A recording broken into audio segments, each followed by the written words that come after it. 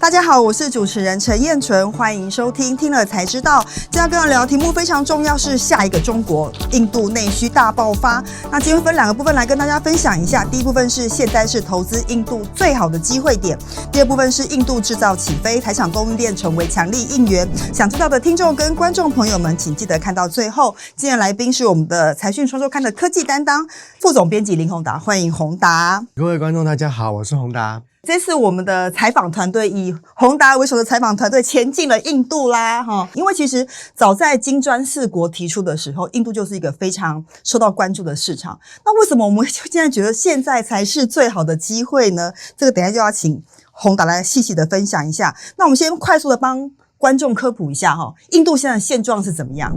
欢迎您一起加入财讯的频道会员，支持最懂投资的财经媒体财讯，跟我们一起追踪政经趋势以及产业状况，成为财讯粉丝团财团的一份子。或者您也可以针对喜欢的那集节目抖内我们，让我们可以继续为大家带来更多精彩的内容哦。今年印度的人口正式超越了中国，印度的人口占上了14亿2500万人，是全世界人口最多的国家。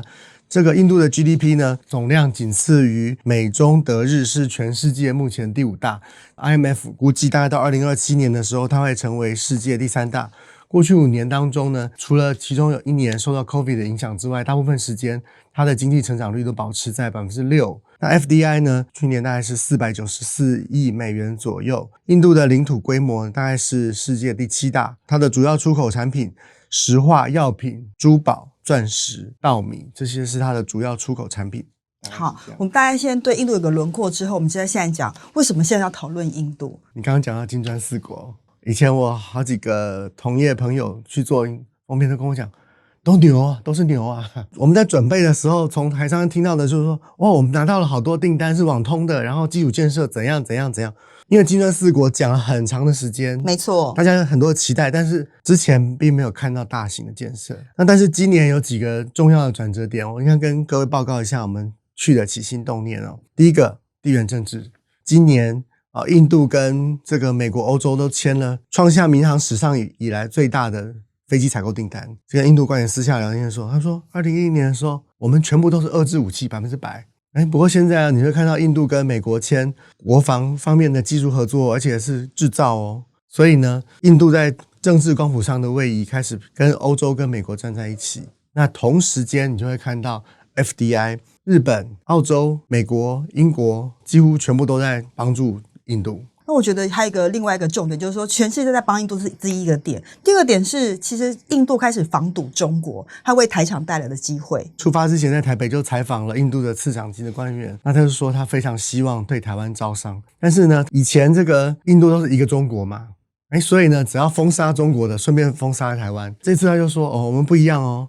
现在我们很欢迎台湾哦，不过中国还是继续封杀哦。这次我们采访，其实到处都感觉到，其实他们都在讲，我们非常的希望台湾来印度投资。那这个大环境方向确定之后，我觉得接下来我们看说，因为其实印度不断的在强调印度制造这件事情嘛，就第一个时机对了，第二个在选项目嘛，对。那所以在印度制造这一方面，你看到什么样的商机？我们采访2个地方，那个孟买。第二个新德里，中磊的董事长其实在他7月的法说会说，我们现在南亚下半年要大爆发。他讲了几个字他说我们实实在在在出货，因为在印度做生意你很怕收不到订单化这么大，但是最后出货只有这样嘛。他说没有，实实在在有出货我们采访了不止一个公司，我们采访了研华就说那个印度现在这个地铁控制器要控制这个列车进站很多都是我们研华的产品。那印度的地铁其实它跟原来传统的火车不一样我们去印度还是很震惊。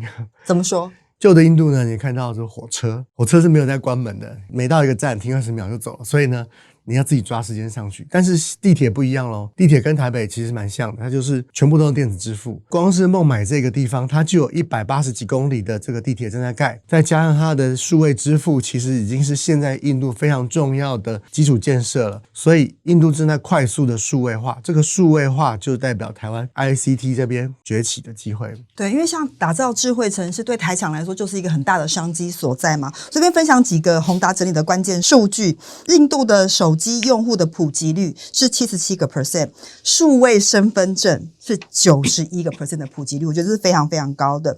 然后网通的部分呢，上网的这个人口普及率是50%，5G 的用户成长是135%，地铁在2047年的时候还要再成长7倍，机场的运量现在是2亿人次，现在印度应该像个大工地，到处都在新建，都在施工。那我觉得有一件事情是刚刚宏达提到，我觉得应该台湾人非常有兴趣，就是有关于数位支付跟数位应用这一段。这段应该是新印度跟旧印度中间一个很大很大的差异点。这个我就要讲一个非常重要的点了哦。过去印度救穷人怎么救？发面包。对，发食物。他说莫迪2014年上来之后，救穷人怎么救？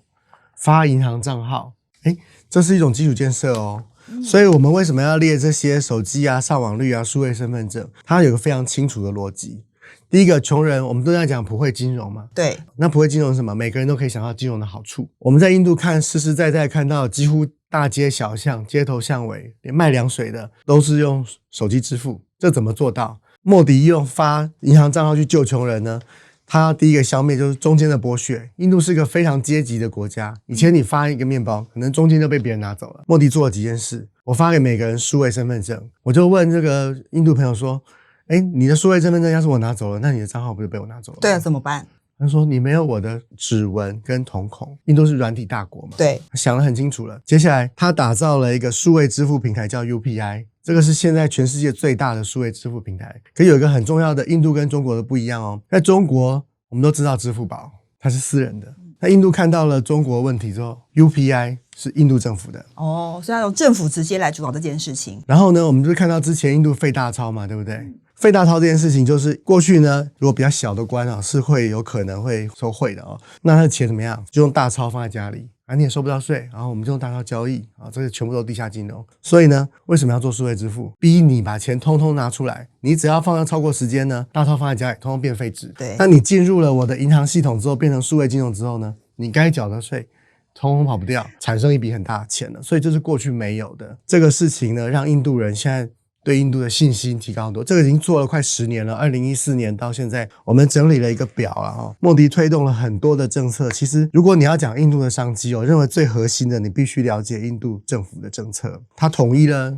印度非常繁杂的税，推印度制造推印度半导体计划，这个就跟台湾越来越有关系了。所以我相信这个接下来大家会越来越多相关的事情会发生。对，我们可能会看到越多上市公司在印度的这个营收占比越来越高。那其实宏达有帮我们整理说，现在在印度台厂的机会点大概分成3大部分，一个就刚刚提到蛮多的数位，第二部分是网通，第三个当然是基建。那我觉得因为其实这个宏达也访了非常多当地的台商，包括以前这个友讯的前执行长，他都分享了一下他对印度的观察，那他们怎么看？因为像友讯的执行长他就说，他觉得现在是台厂投资印度最好的时机。其实我们这一次做的这个封面故事跟过去之前其他杂志做的有一个最重要的不同，就是当然之前没有人谈论印度的内需市场，对，我们这次瞄准印度的内需市场做对内需市场的解读来采访这个友讯的前执行长曹安邦他是这个唯一能够在印度把一个台湾的公司在印度做到上市挂牌的，那很不简单。对，他就讲印度人有几个特性。然后第一个，印度因为是一个阶层的社会，我们从印度机场出来这个感受超级深刻。当我们坐的车子从那个德里机场出来的时候，有人坐的是这个劳斯莱斯这个大老板坐的车子一尘不染，像模型车一样超级漂亮这样。那一大堆就是3轮车、机车，然后什么贫富差距很大，所以印度人对于这个阶级、对于权力是非常非常的敏感的所以要在印度要怎么样才能卖得动，就是要证明你是个咖。他这里面讲一句话我觉得很有趣，他说他们印度总经理常常讲你如果是一个品牌扫把贴你的品牌就卖得动。所以当初友讯在印度抓住了当时印度正开始从没有网络到拨接的时候，当初友讯早期曾经犯个错，就是人家还在拨接的市场都还没有买这个，以前我们对嘛，对不对？BBB 的这个时候，他们竟然想要卖那个高速的这个 Switch 所以太快了。对，所以呢当时这个曹安邦做了一件事情，就是说那这样好了，公司都快要关门了，那我们最后再试一次但是你可以说你的建议，然后我们成本价怎么样配合。印度人觉得这个台湾人愿意帮忙之后，他就说印度真正需要的是数据机，可是友讯没有卖数据机哦，他就到台湾来找一个很会做数据机的厂商替他代工贴牌，就是刚刚讲，他就说呢，这个是一个天上掉下来的礼物。为什么？数据机是摆在桌上的，所以有品牌的认识度。只要是新的，像跟你说哦，我们现在开始有网络了，开始可以连上 Internet， 你就看到一个 D-Link 盒子在桌上，开始建立了友讯的品牌形象。你可以查到友讯在印度的股价，在过去的几年它也涨了好几倍。友讯就从那开始有了品牌之后，开始分区经销，包括我们这一次去孟买采访，我们都看到有一家店，这个老板笑得很高兴，后面全部都是D-Link的产品。那所以他有把他的品牌放在别的产品上面吗？有一个东西你在台湾看不到的，不是友讯，是宏基。宏基在印度出机车，它就是刚刚讲的逻辑。因为宏基在印度，印度人也买单宏基的品牌，所以现在印度的电动机车新创很发达的时候，新创公司就申请跟宏基 license。 这真的很有趣，所以表示印度市场跟过去大家我们想的都真不太一样啊，要重新认识印度。好，接下来第二部分我就觉得说，因为印度制造起飞，台厂供应链成为强力的应援。那接下来我们就想介绍几家在印度表现得非常不错的台厂，这可能是一般台湾人比较不熟悉的。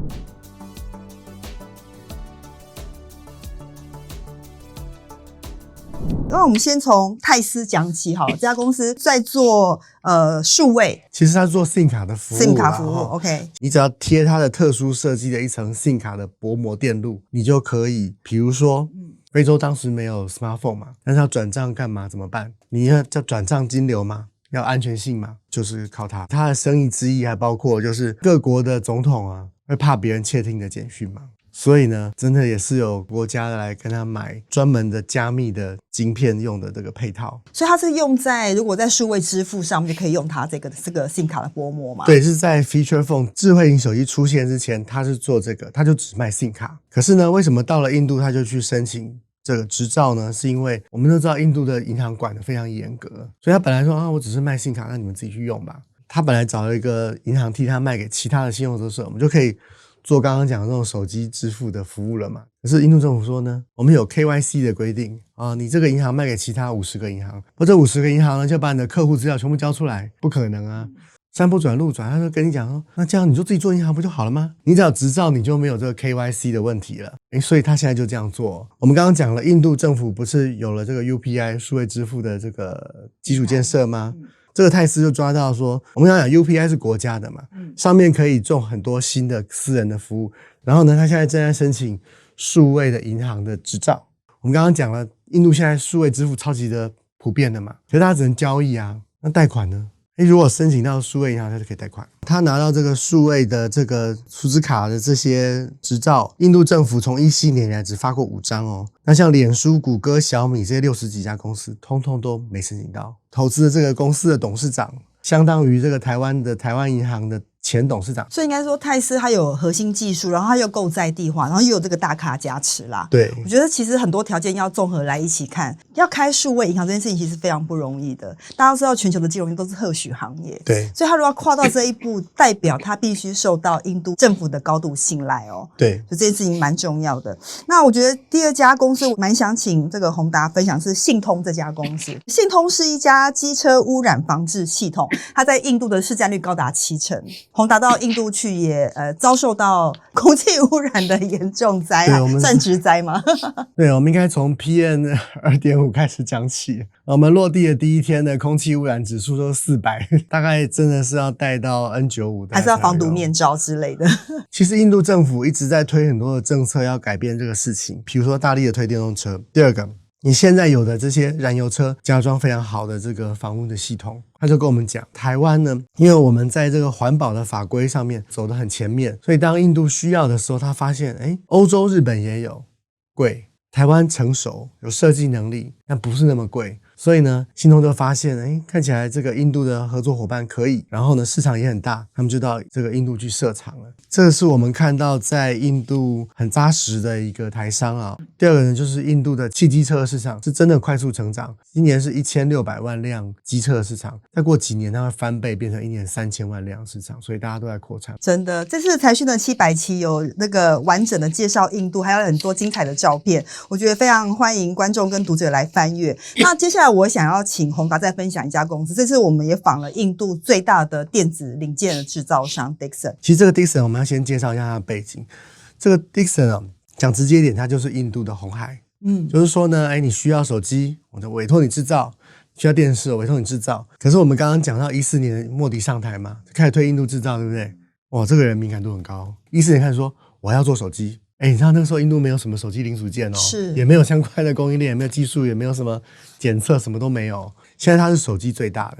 那今年有个政策哦。你呢，只要在印度做更多的这个电子产品呢，我就给你更多的补贴之外呢，同时印度政府还调高了电子产品进口的关税，对不对？对。再加码，你呢，只要在印度用更多印度当地制造的零组件呢，再加码补贴。这样一来一往，你进口变贵，对不对？然后在当地制造变便宜，对不对？他这一次接受我们采访，这重点就是希望台湾的零组件厂呢跟印度合作。现在印度政府就是很明显嘛，我就是要让那个内需去把进口的这个取代掉嘛。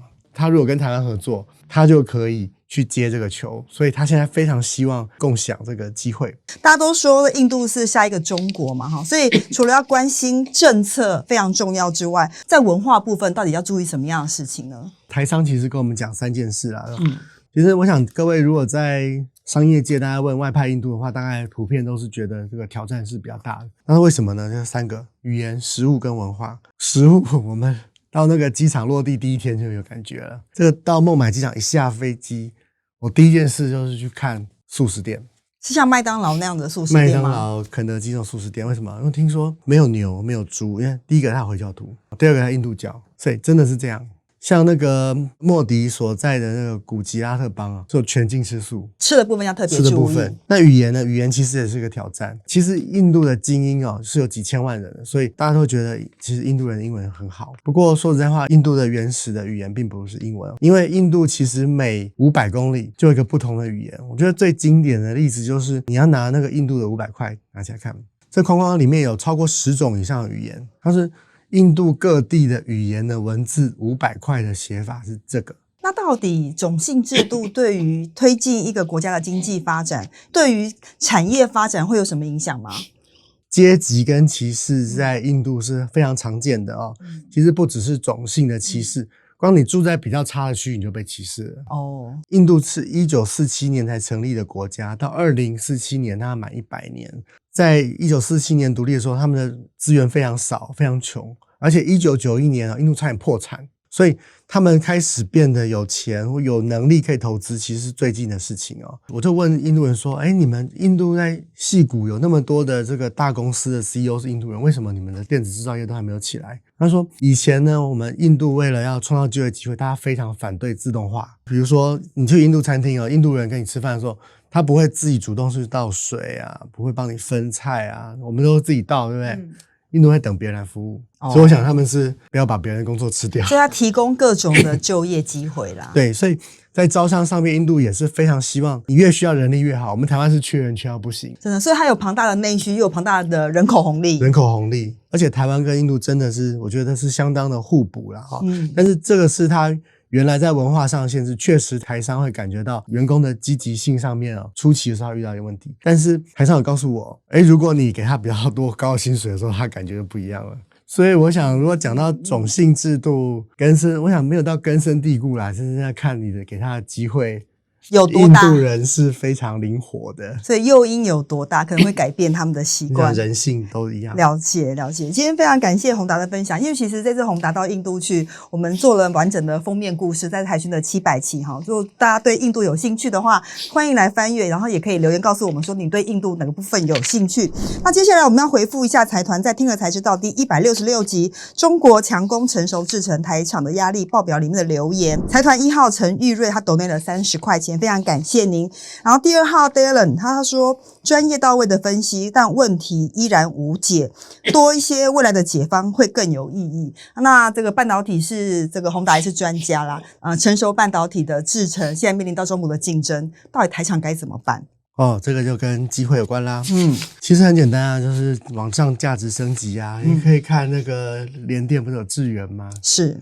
智原没有限制自己，一定只能做成熟制程哦。你可以看一下智原的股价，现在很多台湾的那个 IC 设计公司的复活跟升级，就是正在发生当中。那当然回到成熟制程还是另外一件事嘛，就是说你要做别人做不出来的。我们台湾以前就从电子组装一直发展到半导体嘛，所以成熟制程可能遇到一些市场的竞争啊、降价啊什么，但是它后面衍生出来什么 IP 设计服务各种展开，对，它还会继续往前进。所以这个部分财讯跟宏达会继续为大家追踪跟分享。感谢您收听今天的节目，也感谢宏达的分享。如果你喜欢财讯的内容并愿意支持我们，欢迎您加入财讯的频道会员，成为财团的一份子。听了才知道，我们下次再见，拜拜。